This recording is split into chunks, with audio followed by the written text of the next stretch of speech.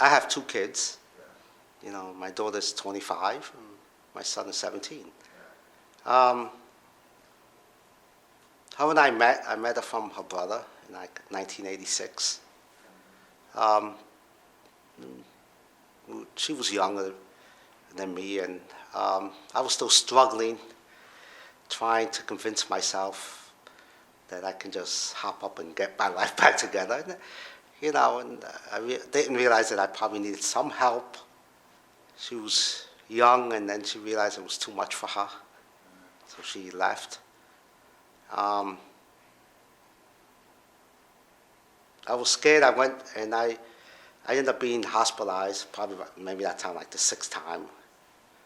I ended up being hospitalized, and I remember going into the hospital, and the mother of my daughter ended up in having postpartum depression, so she ended up in a different hospital, St. Vincent's. And I felt that I couldn't trust the hospital at the time because they told me to go in and get help, and she went in, and then they were in cahoots and trying to take my daughter away. They kept talking, and they tried to talk to me and signing papers.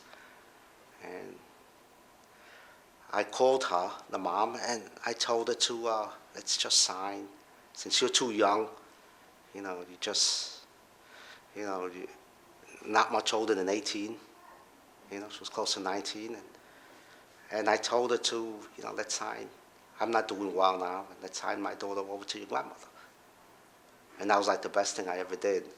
Because she stood 1 year here in New York, and then she moved to Puerto Rico for about 9 years.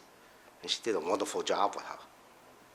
The lady was a wonderful lady. She passed away, but she did great work with my daughter, and she allowed me to go to Puerto Rico. I used to show up every year, or every other year. I saved up my money, and I'll spend 3 weeks with my daughter. In 1995, my son was born. I met his mom in the hospital. And we ended up having, and she was doing good, and I was like 36, and she was 28, and I did like a 3-year stint in the state hospital, like the state psychiatric. Yeah, they took to the court, and they kept saying I was a danger to self and society, and I kept getting 6 months and 6 months. And it was sad. I wasn't there in my presence. And I understood 6 months and 6 months, but then it kept going on. It ended up 3 years.